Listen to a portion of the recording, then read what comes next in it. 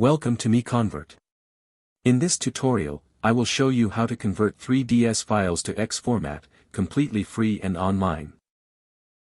Open your browser and search for 3ds to X MiConvert.com. Click on the first result to go straight to the converter. You are now on the 3ds to X converter page.